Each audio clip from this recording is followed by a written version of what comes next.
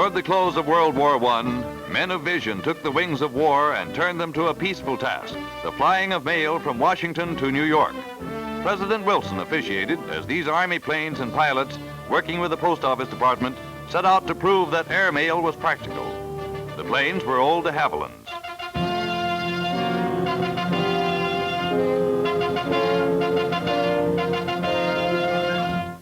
This was a momentous day, for these men and these wings proved that airmail had a future. A year or so later, they had set new records.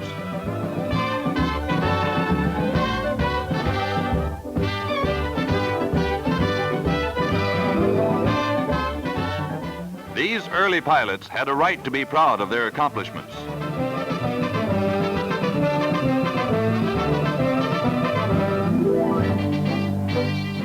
But airmail was not the only news. The suffragettes were parading in triumph. Radio was just getting started. The Prohibition Amendment was ratified by 46 states, and Warren Harding won the Republican nomination for the presidency. 25 years ago, the first transcontinental airmail left Hazlehurst Field, Mineola, New York, on September 8, 1920. The pilot stuffed the excess mail in a suitcase tied to the wing and took off almost unnoticed.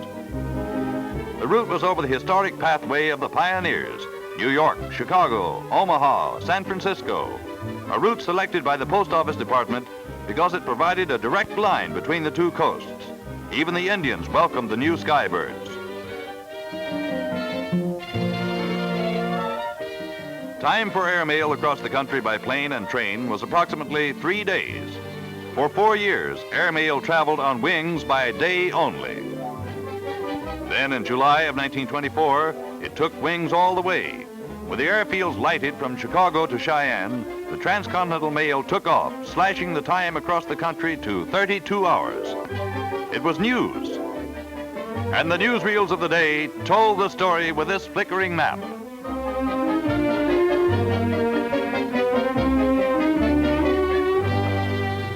Remember those days?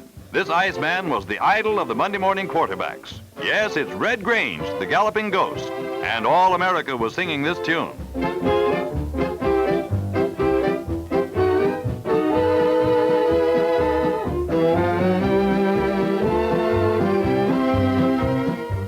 Politically, the Democrats sweltered through 10 July days at Madison Square Garden, while Alabama held out with a refrain, 24 votes for Underwood. A young man named Roosevelt addressed the convention.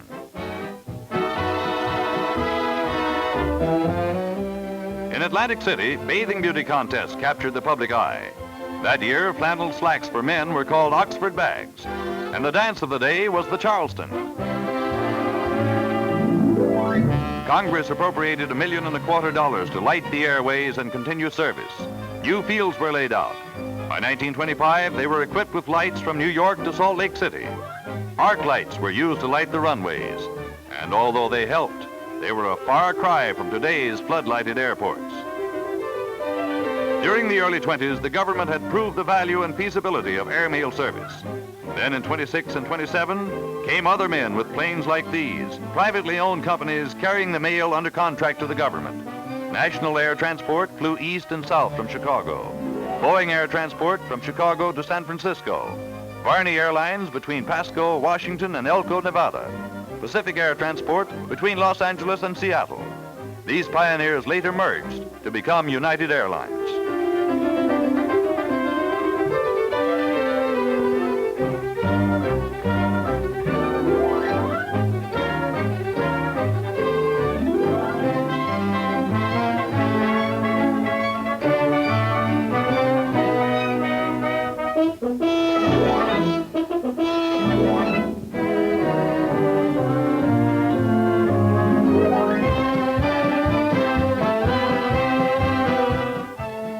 Remember this tune? Well, everybody was singing it when Gertrude Ederle swam the English Channel and returned to a big New York reception. In 27, Bill Boeing's wife christened the new Boeing 40, the first plane designed for commercial airmail and passenger flights. This sturdy craft carried a 1,600-pound load, the pilot, 2 passengers, baggage, and mail. Passengers crouched together in a box-like cabin, alighting 14 times at refueling stops.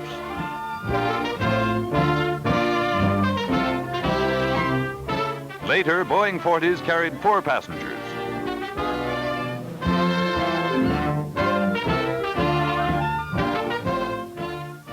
For their 32 hours of flight from coast to coast, these adventuresome travelers paid $400, roughly 3 times the present fare for an overnight trip between the Atlantic and Pacific.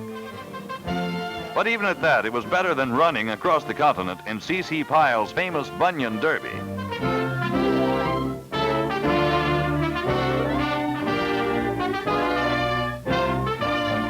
And still better than wearing yourself out in a dance marathon, another craze that swept the country during 1928 and 1929.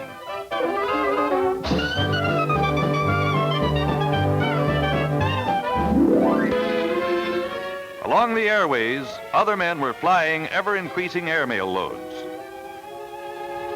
By 1929, the route was lighted from coast to coast. Then men built bigger wings. The Ford Trimotor carried 14 passengers in what was then called lounge chair comfort. And on the western half of the run, big tri-motored Boeing 80s ate up the miles. Passengers now had room enough to walk around, and the first stewardesses made their appearance to add to the comfort of air travel. And instead of depending on amateur weather reports phoned in from hotel clerks and railroad station agents, expert meteorologists began to check the winds aloft, plot the highways of the air. An up-to-the-minute report on flying conditions was made available to airline pilots.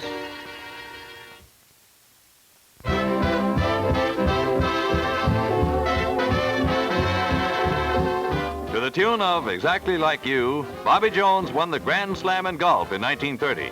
He was the king of the links, and why not with putting like this?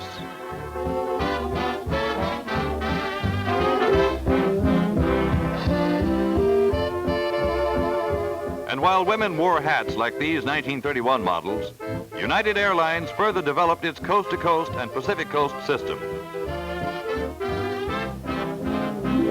In '33 came new revolutionary wings, the nation's first all-metal, low-wing, twin-engine transport, forerunner of today's multi-motored commercial and military planes, the Boeing 247.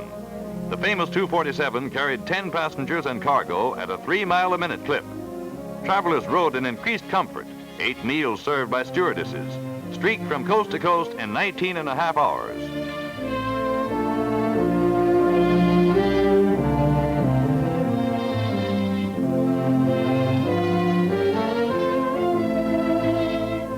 Air pioneers like Jack Knight, shown here at the right, now were flying passengers, mail, and express. And two-way radio became a vital aid to airline operations.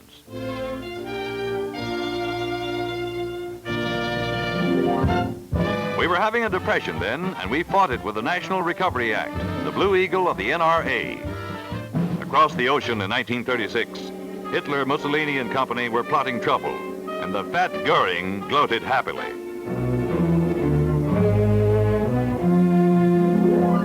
Then came still more speed and luxury with the Douglas-built mainliner, a 12-ton plane which carried 21 passengers, a kitchenette, stewardess, and all the comforts of home, including bridge.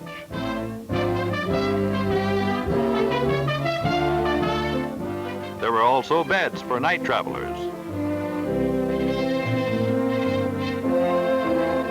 In 1938, the whole country united in celebrating Airmail Week, while airliners winged high over the cities. During the celebration, a 10-year-old Boeing 40 was given to Henry Ford as an addition to his Museum of Americana.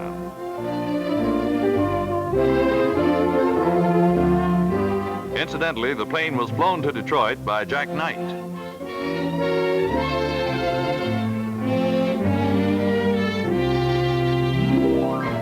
But all was not peaceful, for evil men were plotting to put wings to other uses. The Japs sank an American ship, the Pan Ai, in 1938. Then men in wings on the other side of the world went mad. The mighty German Luftwaffe struck at Poland. They bombed and strafed, forged the wings of peace into wings of war.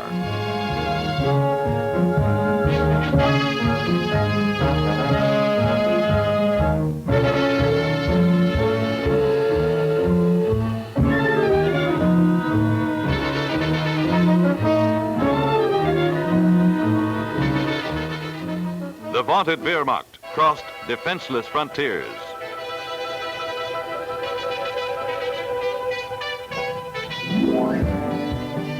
But America was untouched. The nations of the world were invited to congregate at two World's Fairs, one at New York and the other on the opposite shore of the continent at San Francisco.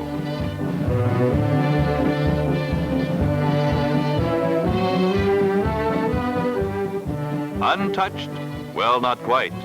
For there was war in the offing, even then. And these women with wings, United Airlines stewardesses, offered to serve with the Army Nurse Corps if the time should come when they were needed.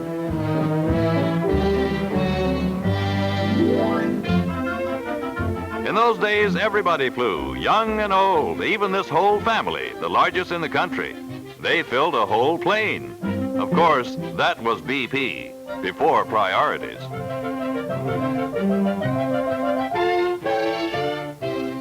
The age of flight was dawning, and people all over the country were becoming air-minded.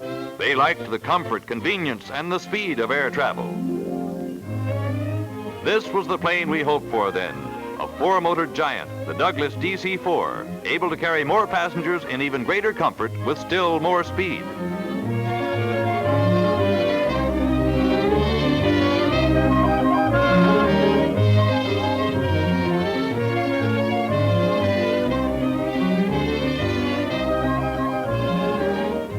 This plane was complete with special services, wide berths for pleasant sleep, and even telephones.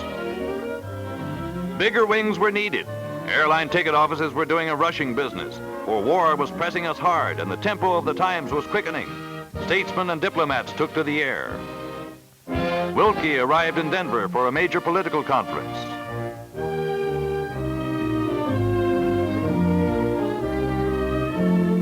Ex-President Hoover flew in.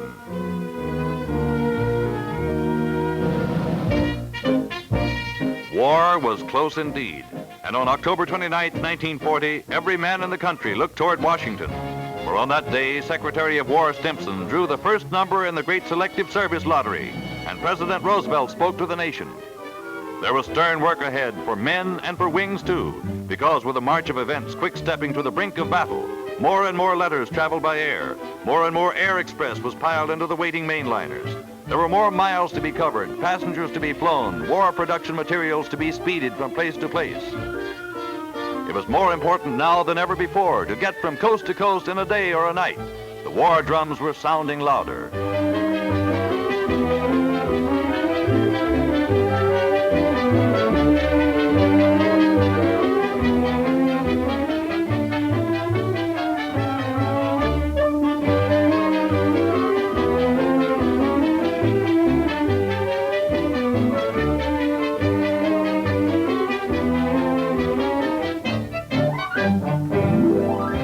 Important, too, were diplomatic visitors who required special planes, like this one, which brought South American officials to Washington in May of 1941. And in Chicago, young America was learning about aviation. Here at a model plane contest, pilots of the war to come were learning about stabilizers, torque, wing camber, even radio control.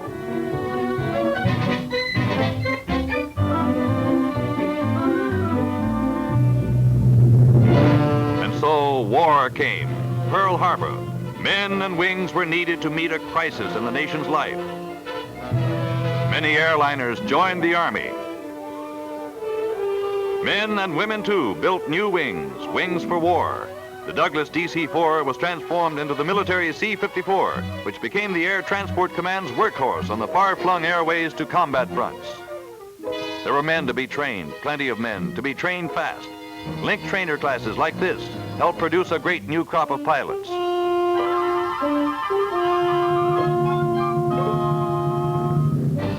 Transport planes were carrying soldiers, 50 at a clip with full equipment. Under direct military contract, experienced airline crews flew virtually any cargo, anywhere, at any time. Men of United Airlines made over 3,000 flights across the Pacific, carried 6 million pounds of cargo to Alaska. While our troops were landing on foreign shores, United modified 5,000 flying fortresses at Cheyenne, carried peak loads of war-essential passengers and cargo. even with reduced fleets of planes, the nation's airlines set new month-by-month performance records. Then came peace in Europe. The men and wings of the United Nations had beaten the Nazis. Here at home, crowds jammed the streets to celebrate VE Day, the day we had all wanted and prayed for. With victory in the Pacific, the wings of peace will spread again. Air progress will continue along the original coast-to-coast airway.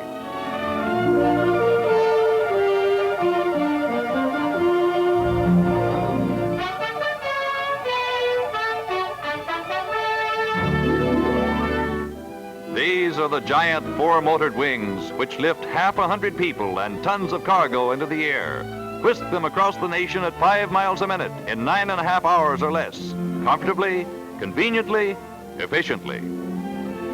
These are the mainline ships. These are the wings of men.